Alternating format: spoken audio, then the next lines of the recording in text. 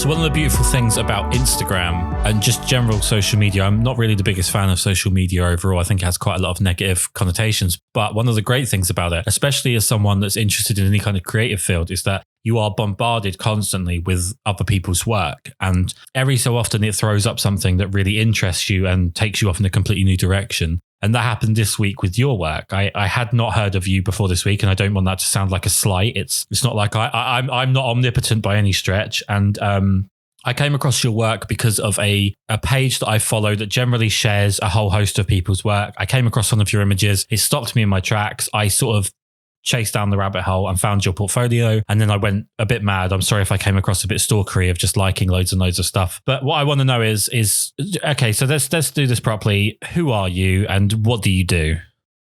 So my name's Joe Howard, and I'm a professional photographer in the sense that I make a living out of it, but probably not really for the work that people would know me for on Instagram. Typically I take photos for restaurants and cookbooks and things like that, and that's another part of my passion. But a lot of my personal work is the things that people would find on my personal Instagram. I've been taking photos.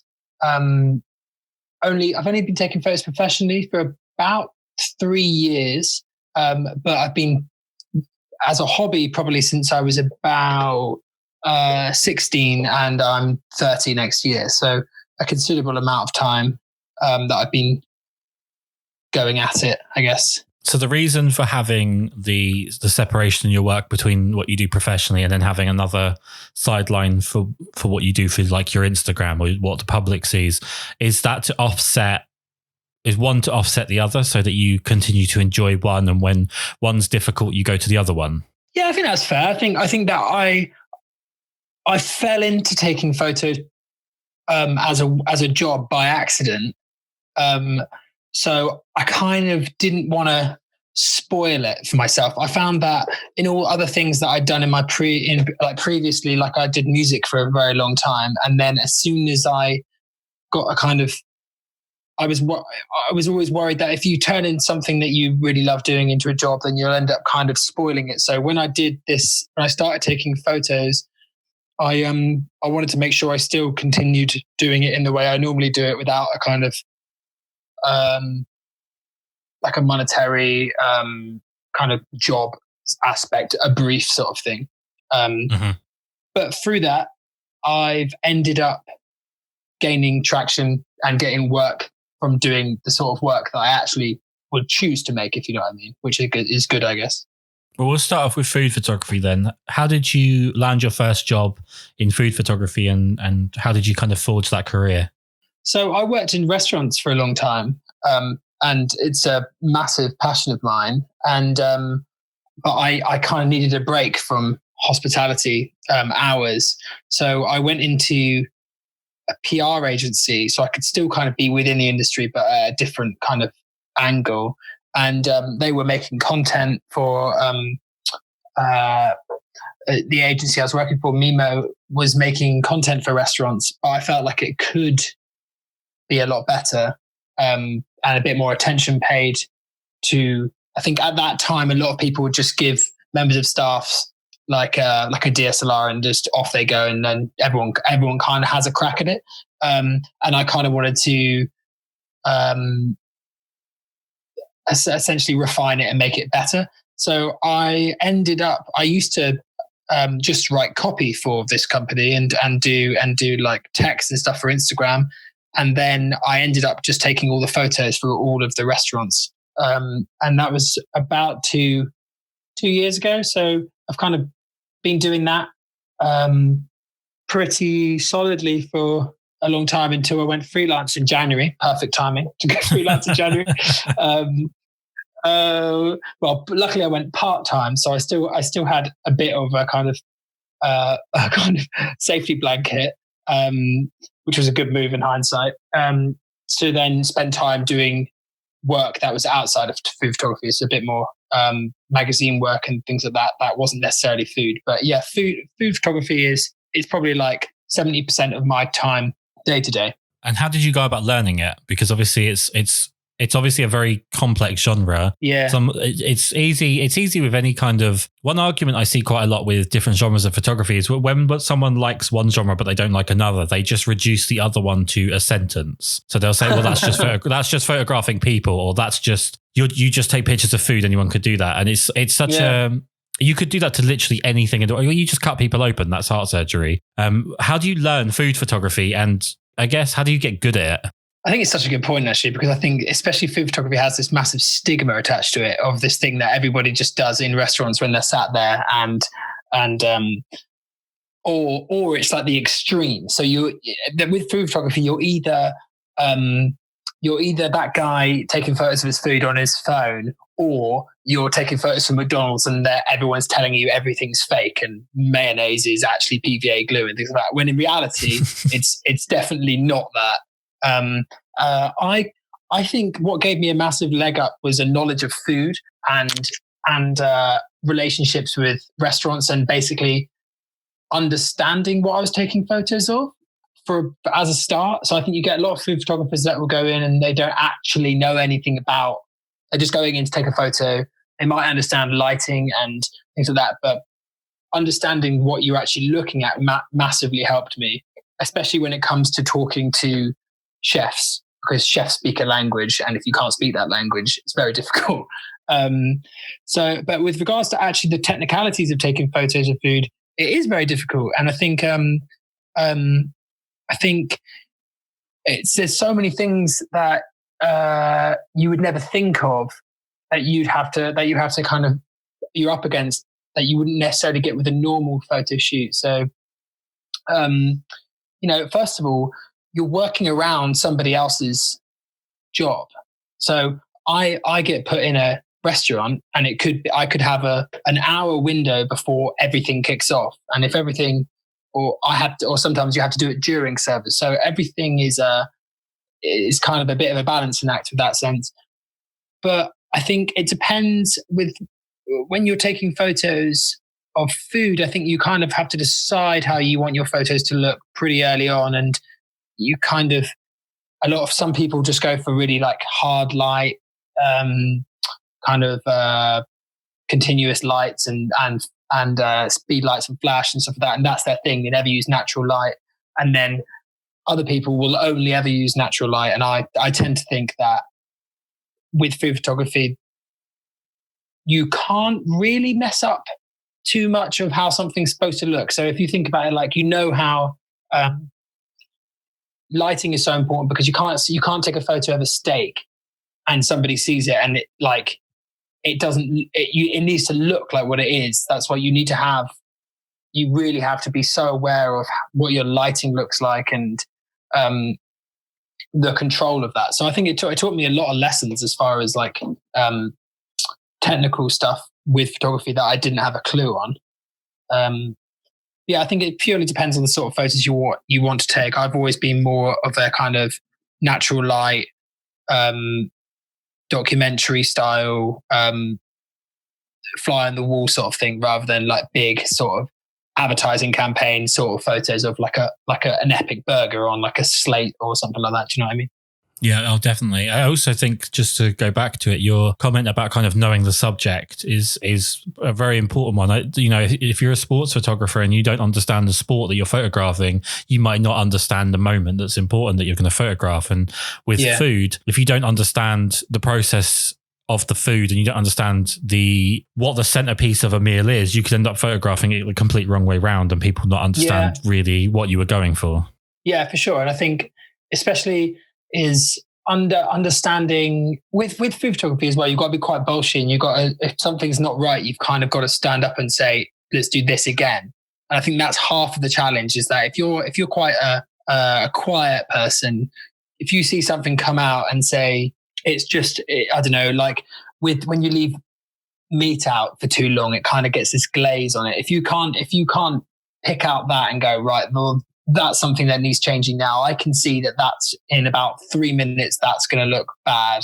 You've got to have the confidence to be able to tell somebody that they've got to do something again for the good of.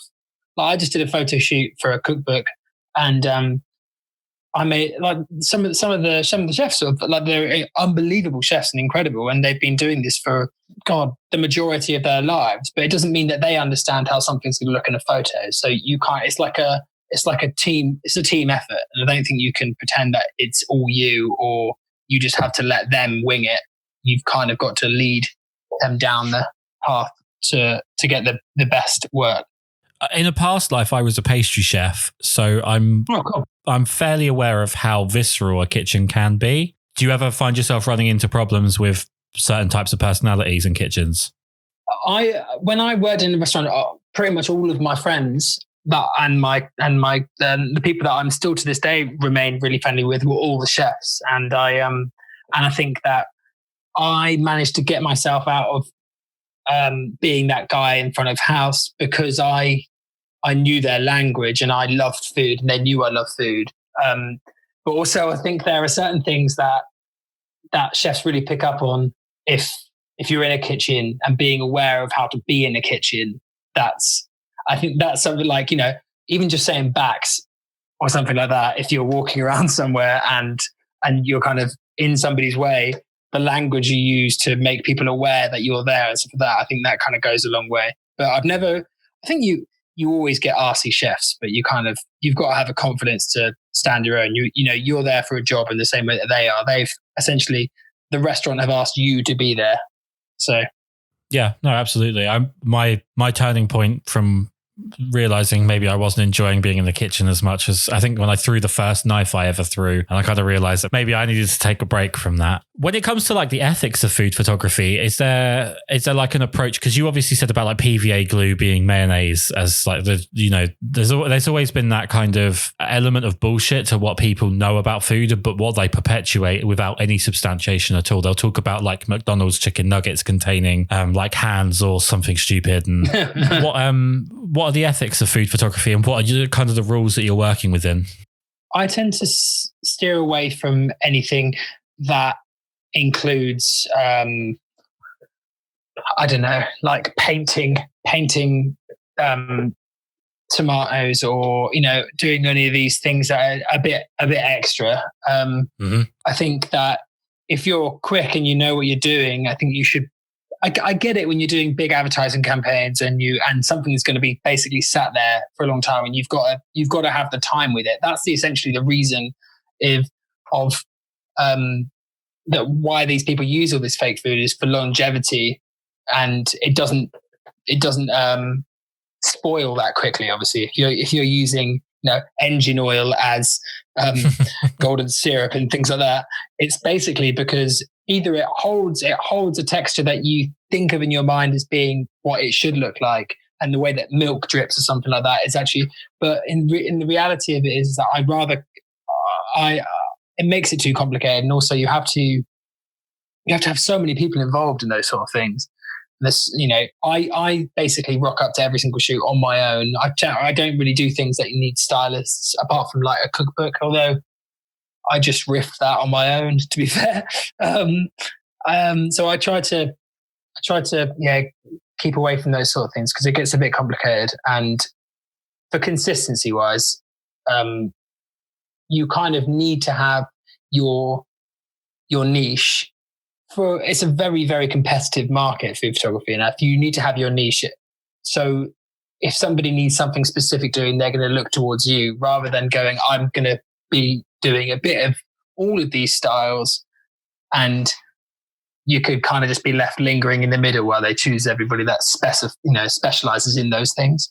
Yeah, absolutely. I think like the more, maybe not the more stylized, but the more of a style you can develop for yourself, the more you cut out your own place in the market. Where when you try and cover, when you try and cover as many potential customers as possible and try and cover as much interest as possible, you usually just look like you don't really have any personality to what you're doing. Yeah, exactly. It looks like you've just gone mad on Pinterest and you're just choosing the high, what you think looks best. So I didn't find you for your food work. I found you for the other work that you do. So what is the other work that you do?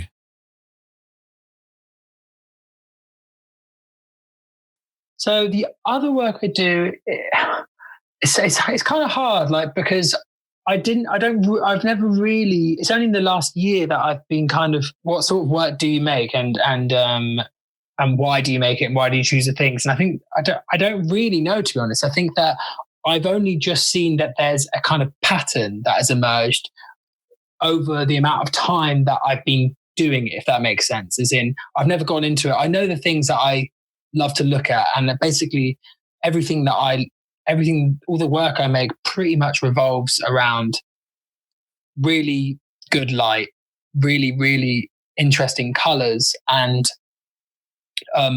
lines, or like, and the composition is massive on it. I'm definitely not a kind of shoot from the hip documentary style photographer. Sometimes I'll take a photo quickly, maybe, and then knowing that later on I can work it into what I want it to be. You know what I mean? Mm-hmm. Pretty much the majority of my work is that is on my Instagram is taken on trips that I've done away with my girlfriend, and then I make a lot of work when I'm traveling. But I've never been one. I don't want to make travel photography, if that makes sense. I'm not going to go and take a big HDR photo of the Great Wall of China. Okay, so would you classify yourself more as a photojournalist then? Not in. No, I don't. No, I wouldn't. I guess because I think I like to take photos. I hate this actually, because I'm seeing it pop up as this kind of like hype word at the moment that everyone's using. It's kind of like everyday things. And the projects that I've been working on are things like this project I'm thinking about doing called Everyday Color, which is essentially small corners of places that you may otherwise walk past without necessarily realizing that they were there. So rather than, I find it much more interesting to try and take photos of something that aren't instantly super photogenic, and making them into something that people then see as like, that is photogenic. If you know, do you know what I mean? It's kind of, somebody else may walk past and they may not even realize was there. I find that a bit more interesting. So I tend to just walk aimlessly rather than researching too much and go, I want to go and get a photo of this famous landmark or that famous landmark. So you're kind of an anti-tourist photographer. Yeah, I guess so. Yeah, I'm not really interested in I'd say so. Like in London, I'm taking a lot of photos around London in London at the moment, and I'm 100% not drawn to go and taking photos of Victorian townhouses. I'd much rather go and take photos of, all of these weirdly painted, coloured estates and stuff like that. Not in like an urban photographer kind of sense, but just I just find things like that a bit more pleasing to the eye in a kind of photogenic way. Do you think you're drawn more then to like the components of the image as opposed to like the whole scene? So you're drawn to the color of the scene or the geometry, and you have to find a photo within that, as opposed to the whole scene looks great and I've got to find a way to make it look different. Yeah, I'd say so. I think that's why I think it's such a challenge to take a big landscape, because you've got so much space to fill your composition to try and find interest, to keep interest within it. Whereas, with I'm not so bothered about, say, like narrative. Like I'm instantly, I think that's bang on, to be fair. I'm instantly drawn to something by color is essentially the initial thing. And I've got a massive thing for light and shade is in a lot of my work as well. Mm-hmm. But it's like narrative and storytelling isn't something that I push for in my work. And I think that sometimes as a photographer, you're almost like it's easy to not be taken seriously unless you've got some big kind of idea behind why you made something. Like you have to have a kind of thesis to go with a reason why you made a photo, rather than I think this looks great and that's why I want to take a photo of it. Yeah, I think lately, maybe the last 5 years, there's become this sudden weird push that every image has to have like a hidden meaning, or it has to have a statement with it, or it has to have a purpose. It can't just be an aesthetic piece of art that's just there because the person that took the picture was drawn to it and other people that might see it might be drawn to it. Everything has to have some bullshit sort of thing attached to it to make out that it has this deeper meaning. Mm-hmm. But in actual fact, finding something that's just pleasant to look at, something that just is interesting and catches the eye is actually just as hard as it is to make some sort of pseudo-intellectual sociological statement by taking a picture of a homeless person next to a cash machine or whatever. Yeah, I know. I couldn't agree more than that. That sort of thing. It's almost like I think it's too easy to do things like that. But then people will look at some of my work and they go, "Oh, it's too easy to take, I don't know, a photo of a council estate." So yeah, everyone has different opinions. I mean, a lot of my favorite photographers are super narrative based photographers, like Alex Soth. Everything that he's done is super narrative based. And I think up until that moment when I have an idea of something that I'd like to do, I'm still happy just taking photos for the sake of taking photos. I don't feel like people should be pushed into, only your serious work. All of your serious work must have a kind of a theme or something like that. Do you know what I mean? Absolutely. So in the short time that I've been aware of you, I think I've got a pretty good idea that you're pretty well traveled. Yeah. What are some of your sort of favorite places that you've traveled to from a photographic sense? We went to Mexico in December, and I think that was amazing. I don't know, just for color. It's just everything's so beautifully beautiful and colorful, and you're kind of spoiled for choice of the amount of photos you can make.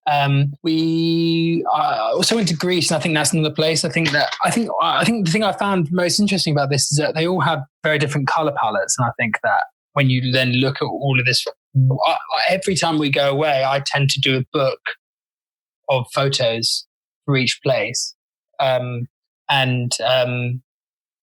it's clear to see the differences just between locations of color palettes and things like that. Same, I did a trip to Lisbon, and everything it changes, but I've managed to keep a consistency between all those places, which was really nice. I think in 2018 I went to Japan, and I've kind of progressed a lot in the last year, I'd say, as in the way I feel about the photos I'm taking. Then I wasn't quite on the same headspace as I am now, and we were planning to go back in September to go again, but I don't know if that'll happen now. But that's somewhere that I'd like to have another crack at, if possible. Have you ever visited somewhere with pretty high expectations and it's just fallen a bit flat? San Francisco. Me and you both, mate. It really is rubbish. Yeah. I was really let down. I was expecting a lot. And the only thing that, I don't know, I just didn't really do anything for me. But we did a big trip, and we drove from Vancouver down to LA, and there were places all the way down that I was like, can't wait for that place, can't wait for this place. And in the end, most of those places fell flat. It was actually only when Seattle and Vancouver were the two best places that we went to in the whole trip. But it was all things like, everyone told me that the Big Sur was going to be the best thing I've ever seen, and taking photos of that. And reality, the Oregon coastline was way more interesting than the Big Sur, and you were through the Big Sur within 35 minutes. And but I wasn't even using a digital camera then. I was still just using my film camera, and I wasn't.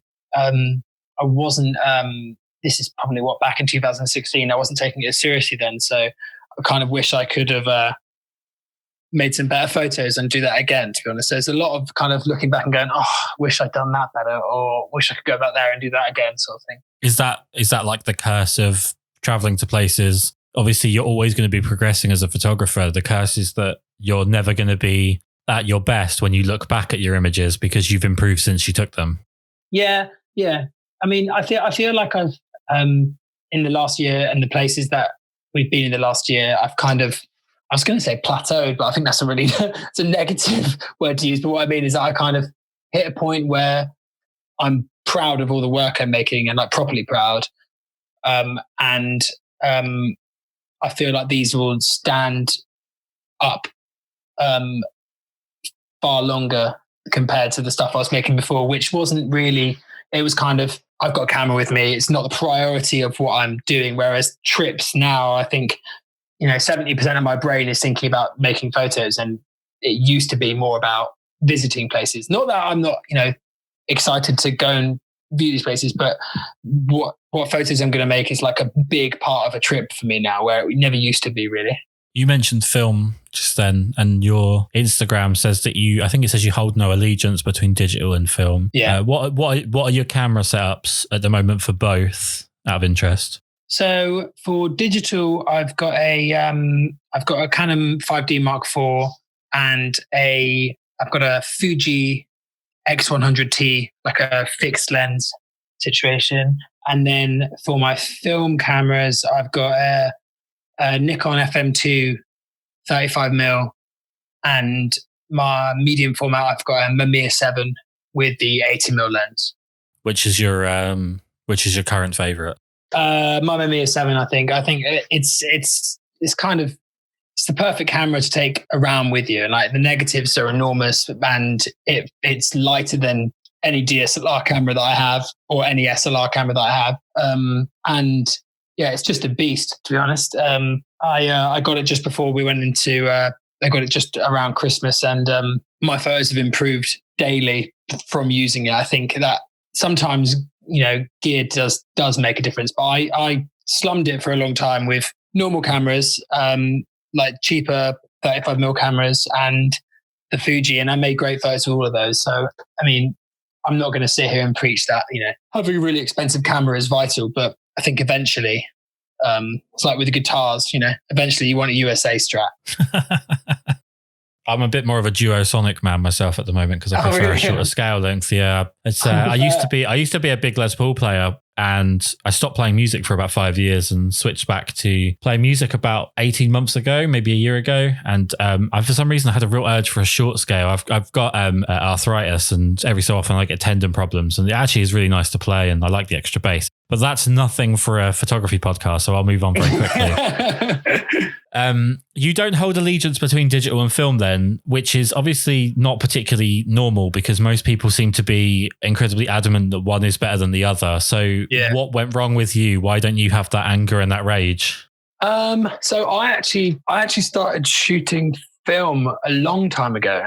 And I didn't shoot digital up until about 3 years ago. So if anything, I should be like, film, balls to digital. I don't care about anything else. But I inherited camera off my dad, and I just used that. It was like a Pentax ME Super, still a wicked camera. I love it. And it's like, you can get it for like 30 quid.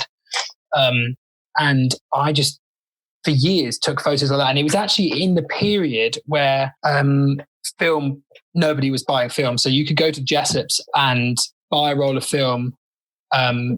No, you could go to Jessop's, develop your film, and they'd give you a roll back for free every time. Wow. So they were just trying to get rid of it. And so because of that, I have endless amounts of these rolls of film from when I was younger, like college and through to uni. And that was kind of what I did for a long time. And I absolutely loved it. And I didn't even touch a digital camera. I just took photos on my phone. Yeah, it wasn't until I got a digital camera for food photography that I kind of started to get into that. And then I didn't touch my film camera for a couple of years. And then a friend of mine got into it. And that kind of reignited the kind of, and he had this almost kind of new buzz for it, like a love for it that I guess I kind of didn't really have when I first started using it. I think I just kind of saw it as like, I want to take photos. This is my camera. I never romanticized it, although I never really have romanticized it. And then I started taking photos on film again. And I feel like I hated the romanticized kind of view of film. I love film, and I think all of my favorite work has been made on film. I don't know. I feel like sometimes I've always said that I almost feel like it's harder to take. I don't know whether this is because I've been taking photos on film for a long time, and it taught me a lot about taking photos in digital, like you understanding aperture and light and shutter speed and things like that. But I almost feel it's harder to take a good photo on a digital camera, because you are left with, when you look at a RAW file compared to a RAW file taken on Portrait 400 on a Mamiya 7, you're already, you've already got a lot to work with. There is an atmosphere attached to a negative and a roll of film that there isn't in a RAW file, digital file. And I feel like you have to work harder to make a great image with the digital file. I can see that. I can see that for sure. A lot of people don't agree with me, but I don't care. I've shot film a lot longer than I have digital, but I'm not going to sit here and say, one is better than the other. I feel like digital film is super useful for learning and understanding how all of these things work. But I love them both equally, and I think they're both as important as as each other. Sorry. And I with film, I develop everything at home. And again, that's not because of some romantic kind of, I shoot on film, I develop all my film at home, I scan it all at home. In reality, you're just stood in a sink in the kitchen and tossing around a plastic bucket for 45 minutes. It's boring as hell, but it saves you a lot of money. But I know there's definitely people that think that, you're not taking it, you obviously don't love it that much if you don't think it's better than digital and this and that. But I think it's all nonsense. I love them both. Yeah. You have the Fuji, the little fixed lens Fuji, but you also have the 5D Mark IV. Is it just literally the size of the Fuji and the fact that it's a simplified camera that makes you have that as well? No, I actually had that first. Okay. I had that, and I used to take it away with me a lot. So when I did my first ever trip to Japan, I took that, and I took all the photos I had. I took that and a little Pentax K1000 film camera, and that was it. And I loved the photos taken on that thing. And then I got the 5D just for work, and it's better for print, and it's kind of a bit more consistent and a bit more of a workhorse. I need a workhorse, essentially, a camera that I could use every single day and it take a beating. So you're the anti-tourist. That's what I'm now going to call you anyway, because I think that's quite a cool name.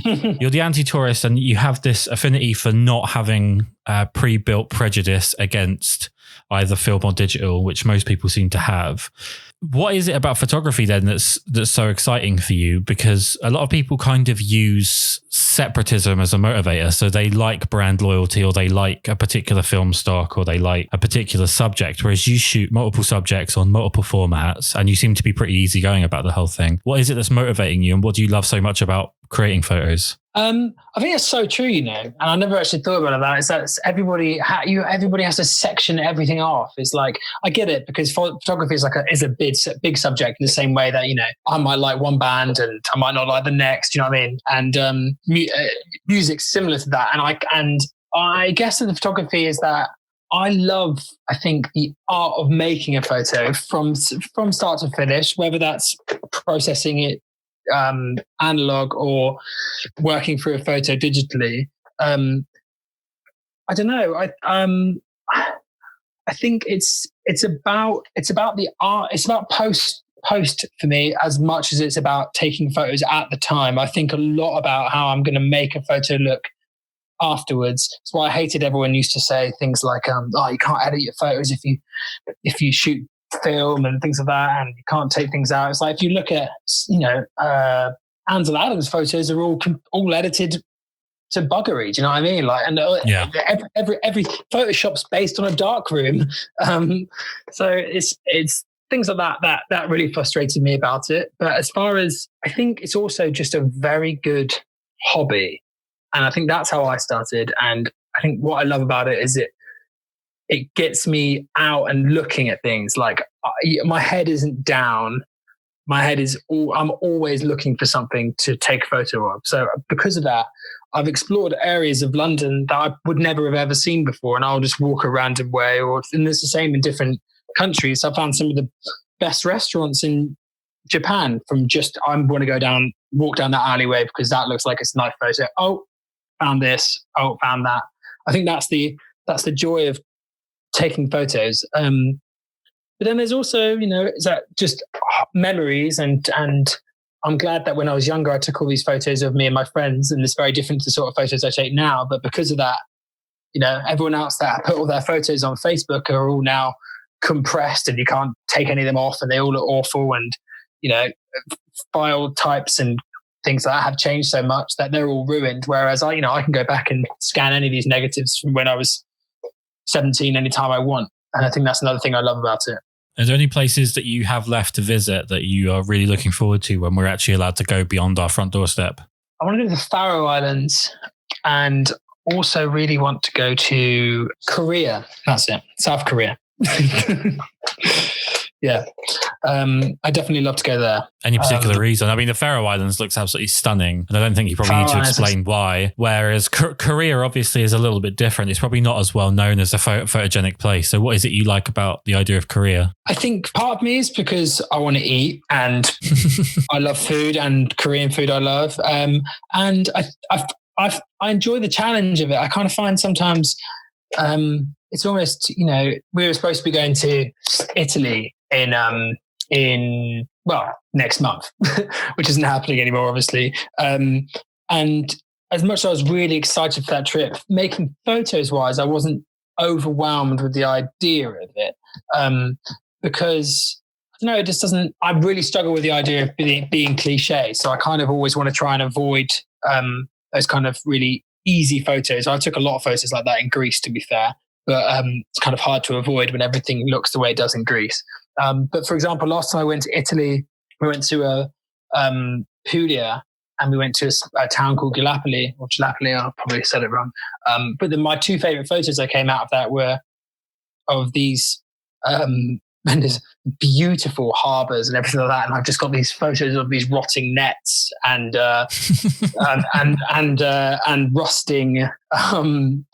rusting trolleys next to a harbour. But the ironic thing is that a friend of mine from Puglia, they're my two favourite photos that he's taken because he thinks that represents a part of a place that he recognises, rather than me just taking a glorified photo of a new beautiful sandy beach. You know what I mean?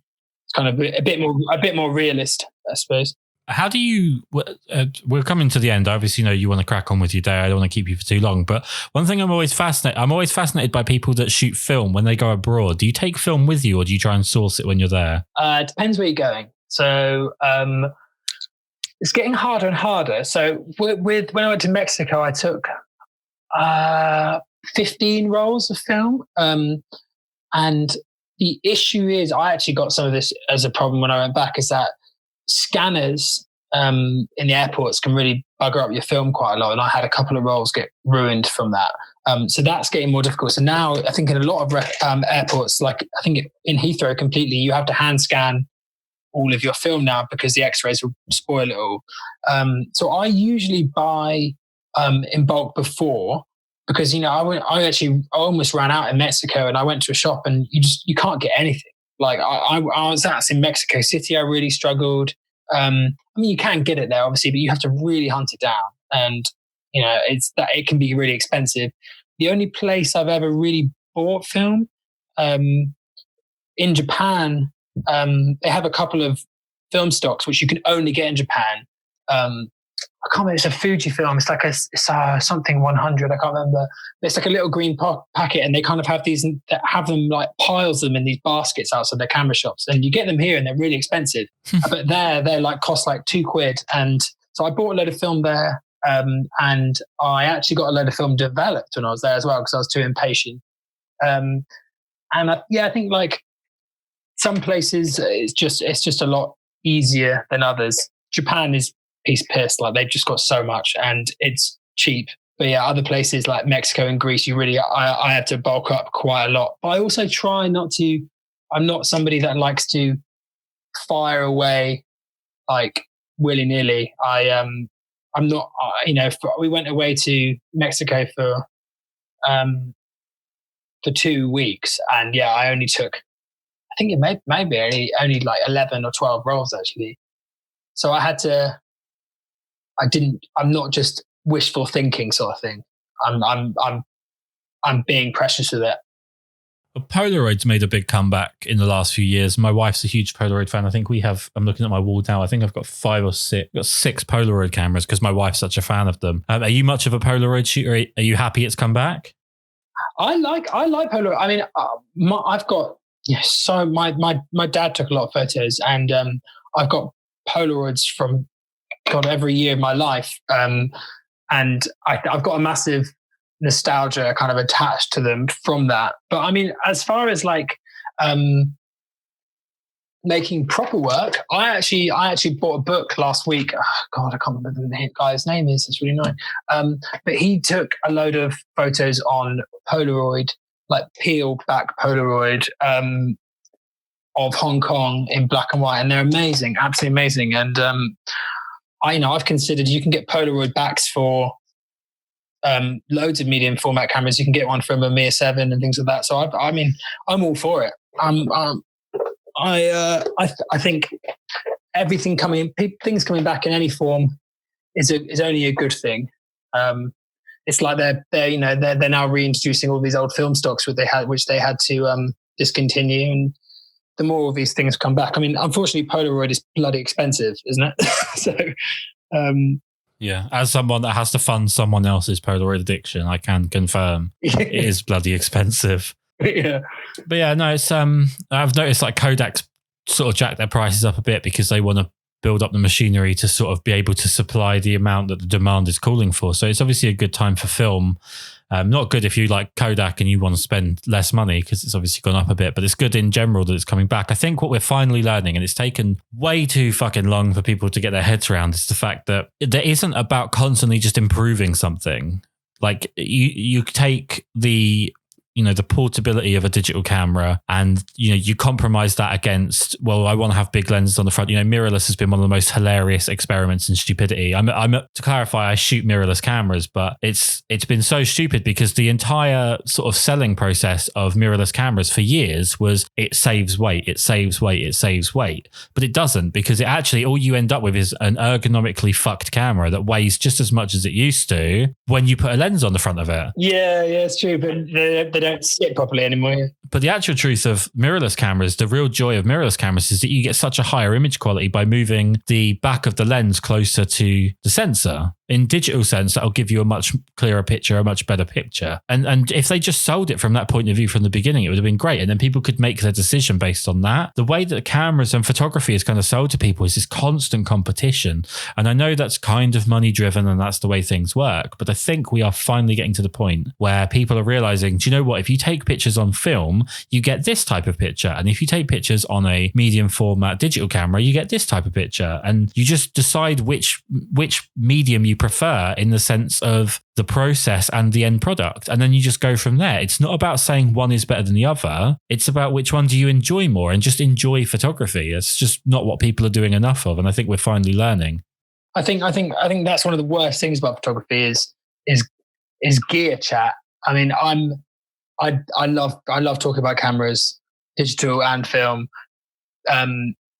But it's almost like it's painful because, that's my Mamiya 7 might be a lusted after camera and a bit of a hype camera for some people. But at the end of the day, I chose that for a specific purpose. I don't take portraits, so I'm not going to, I don't take many portraits anyway. And Mamiya 7 isn't good for portraits. And I think is knowing what you want your camera to be used for is the most important thing, and understanding of how you like to take photos, whether or not you're somebody that wants to use a waist level finder and you're happy doing that, or you want a medium format camera with like if you like range finders, or if you like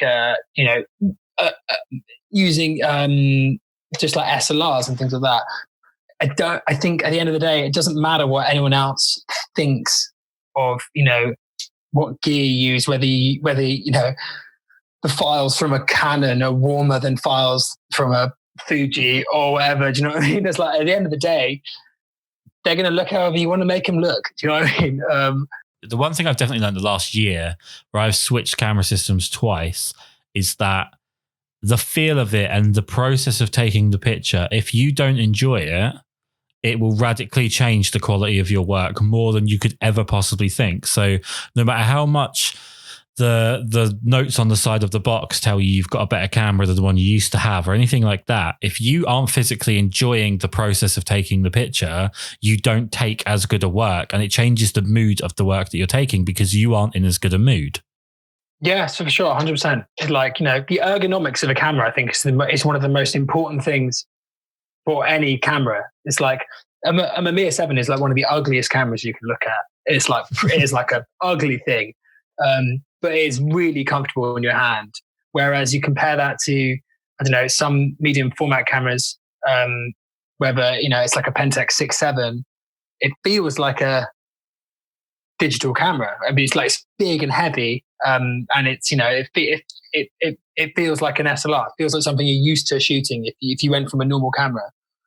But it weighs a ton. So there are things you have to think about. If you for what photos you're taking, if you're happy to be carrying around something that, if you're just going to be in a studio, it doesn't really matter what something weighs or how it feels in your hand. But if you're going to be using something day to day, out and about, on your shoulder, 24/7, there are things you need to think about with that. It's like, you're not going to carry a Phase 1 around with you very easily.